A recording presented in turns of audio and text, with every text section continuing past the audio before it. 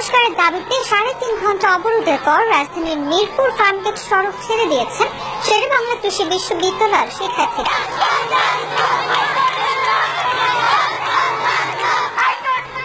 বৃহস্পতিবার সন্ধ্যা ৭টা ২০ আন্দোলনকারীরা সড়ক ছেড়ে দেন। এর আগে দেশব্যাপী বাংলা ব্লকেট কর্মসূচিতে অংশ নিতে গেলে বিকেল ৪টার দিকে বিশ্ববিদ্যালয়ের দ্বিতীয় ফটকে বাধা দেয় পুলিশ। এ সময় বাধা উপেক্ষা করে আন্দোলন করতে গেলে লাঠিচার্জ করে পুলিশ। এতে অন্তত ১০ জন আহত হন।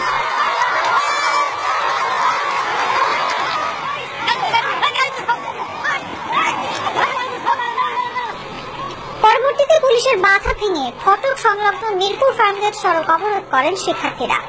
অবরোধের ফলে দীর্ঘ সময় ধরে যান চলাচল বন্ধ হয়ে যায়। এতে দুর্ভোগে পড়া যাত্রীদের অনেককে হেঁটে গন্তব্যে যেতে দেখা যায়। আন্দোলনকারী শিক্ষার্থীরা বলেন, আমরা শান্তিপূর্ণ সমাবেশ চেয়েছি, কিন্তু পুলিশের বাধা দেওয়া ও লাঠিচার্জ পরিস্থিতি উত্তপ্ত করে তোলে। আমাদের এক দফা এক দাবি মানতে হবে। আমরা আঘাতপ্রাপ্ত হয়েও শান্তিপূর্ণ আন্দোলন চালিয়ে যাচ্ছি। আমাদের দাবি মানতেই হবে, না হলে আন্দোলন চলবে।